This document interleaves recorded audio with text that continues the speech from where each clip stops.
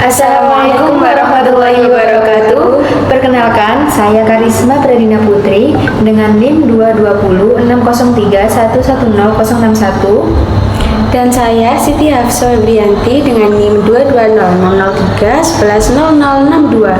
Kami dari kelompok petrokimia akan menjelaskan tentang proses apa saja yang terjadi pada industri petrokimia dan instalasi pengolahan air limbahnya pada industri tersebut. Untuk proses yang pertama yaitu reaksi pada pre-neutralizer tank. Pembuatan pupuk Ponska menggunakan proses penggabungan atau mixing dan proses pereaksian atau reaction. Bahan baku cair direaksikan dalam pre-neutralis yang berupa reaktor alir tangki pengaduk. Suhu dari pre-neutralis ini berkisar antara 110 sampai 120 derajat Celcius. Reaksi neutralis ini dilakukan dengan mereaksikan masing-masing PA dan SA dengan amonia. Reaksi ini bersifat eksotermis. Selanjutnya, granulasi pada rotary drum granulator. Seluruh yang terbentuk tadi kemudian dipompakan ke dalam granulator menggunakan pompa jenis sentrifugal. Di dalam granulator ini terjadi proses granulasi. Granulasi sendiri ialah proses pembuatan butiran-butiran granul pupuk Ponska. Selain umpan dari pre-neutralizer tank, ditambahkan pula bahan-bahan padat dan bahan-bahan recycle dari proses screen, polishing screen, dan oversize crushing screen. Padatan yang keluar dari granulator dengan kandungan kadar air normal sekitar 4-5% dan diumpankan secara gravitasi ke dalam dryer untuk memperoleh kadar air yang diinginkan yaitu 1-1,5%. Selanjutnya yaitu proses pengeringan pada rotary drum granulator. Dryer ini memiliki fungsi untuk mengeringkan padatan yang keluar dari granulator. Dryer yang digunakan berupa rotary dryer. Proses pengeringan ini bertujuan untuk mengurangi kadar air dalam padatan menjadi 1,5%. Proses selanjutnya yaitu screening. Produk dari dryer masuk melalui screening feeder menuju 4 buah screen yang memiliki jenis double deck dengan ukuran screen min 4 plus 10 mesh. Nah, produk oversize yang telah dipisahkan dijatuhkan secara gravitasi ke dalam crushing mill yang berupa double chain mill. Proses selanjutnya yaitu pendinginan pada cooler. Produk yang dihasilkan dari proses tadi menghasilkan produk yang memiliki sifat higroskopis sehingga jika setelah dikemas suhu produk masih dalam keadaan panas, jadi perlu didinginkan. Proses selanjutnya yaitu pemisahan pada polishing screen. Produk dengan ukuran ounces yang keluar dari cooler diumpankan ke dalam polishing screen untuk memisahkan butiran halus. Selanjutnya yaitu penyelesaian produk akhir pada puter. Produk on-size yang sudah sesuai spesifikasi dari polishing screen kemudian diangkat menggunakan bucket elevator menuju ke counter type rotary drum. Nah, produk akan diwarnai dan dilapisi oleh coating powder, pigment, dan coating oil agent. Lapisan ini dilakukan mengingat sifat produk yang higroskopis. Proses selanjutnya yaitu penyerapan gas pada scrubber. Pada Ponska 2 dilengkapi dengan sistem scrubber dan peralatan degusting dengan tujuan membersihkan gas buang dan menangkap partikulat untuk didaur ulang.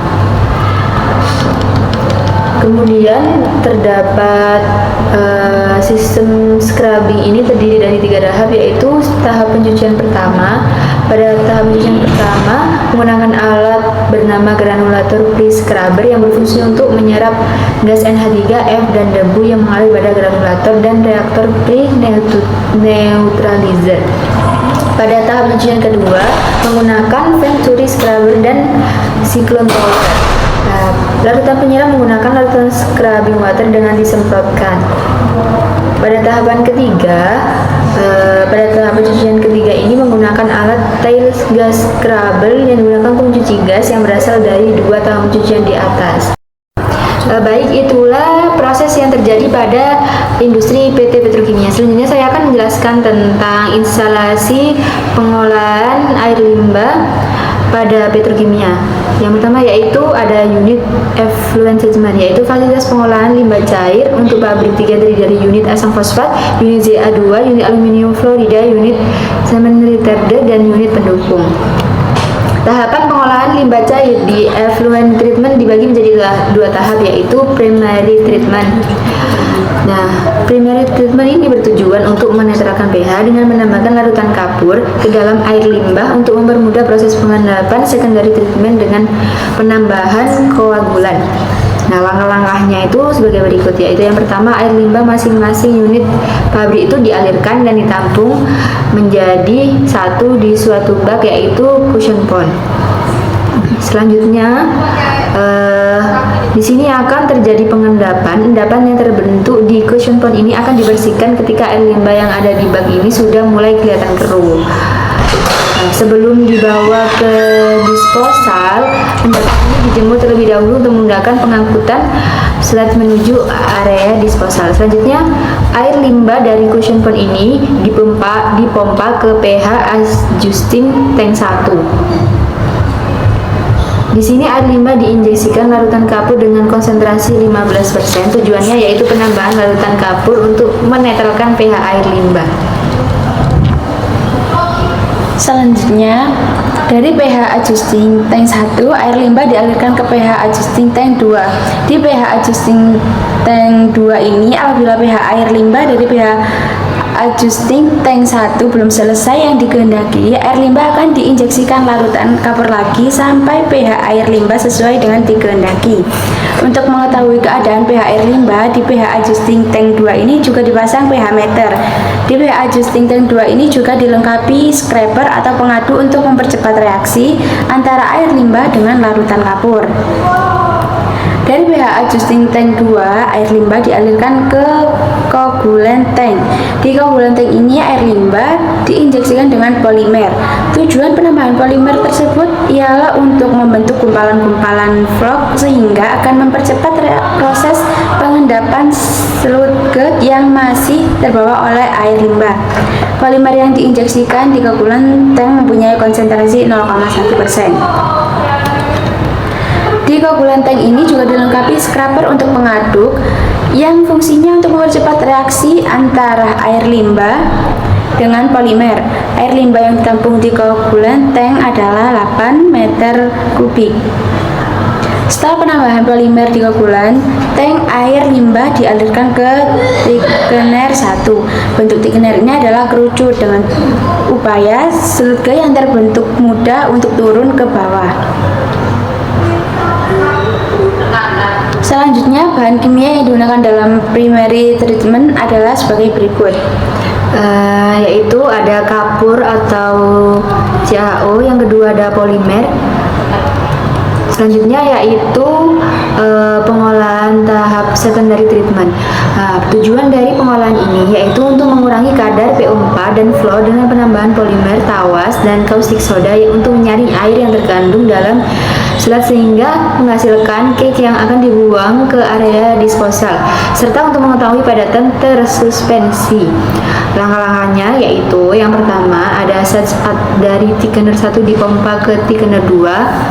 Nah, thickener 2 ini juga berbentuk kerucut supaya sludge mudah untuk turun ke bawah, kemudian dipompa ke vacuum filter secara underflow. Nah, di sini di vacuum filter air yang masih terkandung dalam sludge dihisap dengan filter separator untuk dimasukkan ke thickener 1 kemudian diproses lagi. Sedangkan air pada thickener 2 akan dialirkan ke measuring tank. Selanjutnya, air yang masuk pada measuring tank digunakan untuk campuran pembuatan larutan caustic soda dan tawas di measuring tank. Air limbah yang mampu ditampung oleh measuring tank adalah 4 meter kubik. Langkah selanjutnya yaitu di measuring tank dilengkapi dengan scraper atau pengadu yang berguna untuk mempercepat reaksi antara air limbah dengan caustic soda dan tawas. Dari measuring tank limbah ini dialirkan ke coagulant tank. Selanjutnya, air limbah limbah di keunggulan tank akan diinjeksikan dengan polimer untuk mengurangi kandungan PO4 dan fluor. Nah, setelah injeksi polimer air limbah dialirkan ke thickener 3. Kapasitas keunggulan tank adalah 12,5 meter kubik. Setelah di thickener 3, sludge yang masih terbawa oleh air limbah akan turun ke bawah dan kemudian dipompa ke thickener 2 untuk disalurkan ke vacuum filter secara underflow. Tahap selanjutnya yaitu air yang masuk ke treated water tank akan dialirkan ke open ditch atau pengolahan lanjutan atau advanced treatment. Nah, di sini digunakan untuk proses unit asam fosfat. Kapasitas treated water tank adalah 60 meter kubik. Bahan kimia apa saja yang digunakan dalam secondary treatment yaitu ada polimer, tawas, dan caustic soda. Selanjutnya, unit advanced treatment akan dijelaskan oleh Hafso. Di sini unit advanced treatment bertujuan untuk pengolahan lanjutan yang terdiri dari 4 tahap, yaitu tahap pertama netralizer. Langkah-langkah pengolahan air limbah di netralizer ini adalah 1. Air limbah dari pabrik 1, pabrik 2, dan pabrik 3 ditampung menjadi satu di open ditch dengan karakteristik air limbah yang berbeda-beda, yaitu air limbah dari pabrik 1 lebih bersifat netral, sedangkan limbah dari pabrik 2 dan pabrik 3 bersifat asam dengan komponen namanya adalah PO4 dan fluor. Hal itu dilakukan supaya air limbah dari pabrik 1, pabrik 2, dan pabrik 3 dapat saling menetralisir sehingga pada tahap selanjutnya tidak memerlukan penambahan bahan kimia dalam jumlah yang lebih banyak. Tahap kedua yaitu air limbah dari open ditch dimasukkan ke bak agregator untuk direaksikan dengan larutan kapur untuk menetralkan pH air limbah. Di dalam bak agregator ini dilengkapi dengan scraper atau pengaduk untuk mempercepat reaksi antara larutan kapur dengan air limbah. Setelah terjadi reaksi penetralan di bak agregator tadi, air limbah kemudian dialirkan ke bak pengendap 1 untuk menurunkan padatan tersuspensi. Bak pengendap 1 ini terdiri dari 2 train yang dioperasikan bergantian. Jika bak 1 sudah penuh, maka aliran diarahkan ke bak 2. Bak ini dilengkapi dengan sekat yang berfungsi untuk menahan endapan agar tidak ikut dalam air limbah ke bak selanjutnya. Apabila endapan di bak pengendap 1 sudah penuh, maka sludge dikuras dan dibuang di disposal atau area pembuangan sludge. Yang keempat, setelah terjadi pengendapan di bak pengendap 1, air limbah dialirkan ke bak pengendap 2 untuk proses pengendapan lebih lanjut. Bak ini ukurannya lebih kecil daripada bak pengendap 1 dan hanya terdiri dari 1 bak saja. Apabila sludge di bak pengendap 2 ini sudah penuh, maka sludge dikuras dan dibuang ke disposal untuk area pembuangan sludge. Yang kedua adalah equalizer. Di tahapan pengolahan bak equalizer ini, apabila limbah cair dari bak netralizer dan kadar pH masih rendah, maka akan dilakukan penetralan lebih lanjut dengan penambahan larutan kapur atau caustic soda NaO4. Langkah-langkahnya yaitu pada tahapan equalizer terdiri dari yang pertama yaitu jika pH campuran dari bahan netralizer masih rendah, maka ditambahkan larutan kapur dan caustic soda untuk menetralkan air limbah sekaligus mengendapkan garam-garam fosfat.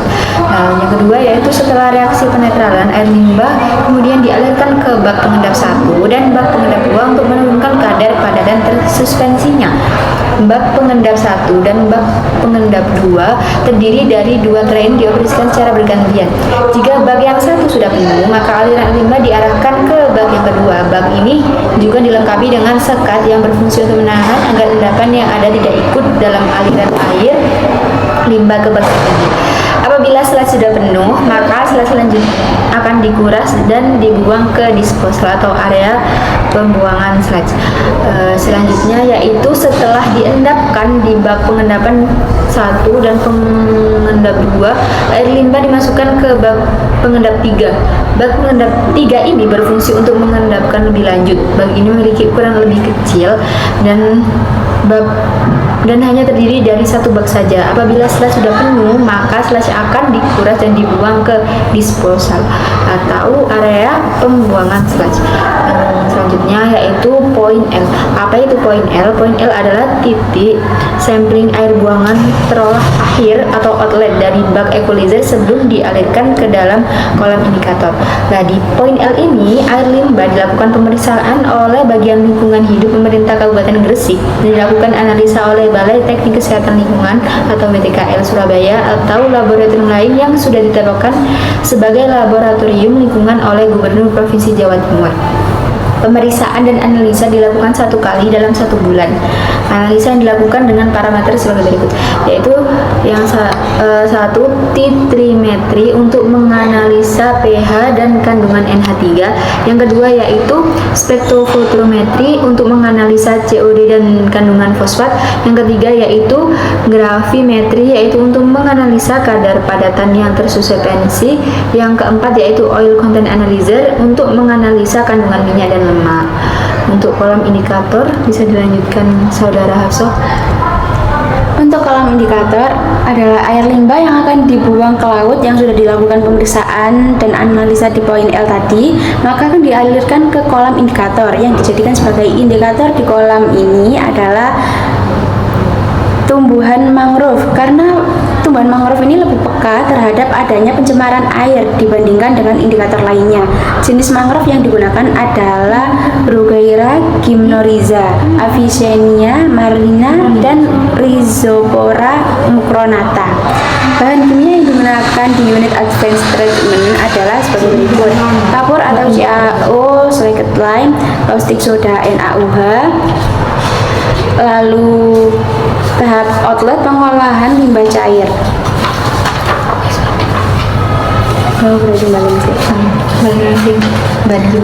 Bahan kimia yang digunakan di unit advanced treatment adalah sebagai berikut, yaitu kapur atau CaOH slaked yang digunakan dalam bentuk CaOH dengan konsentrasi 15%, kadar CaO 56-70% dan kandungan pasir maksimum 10%.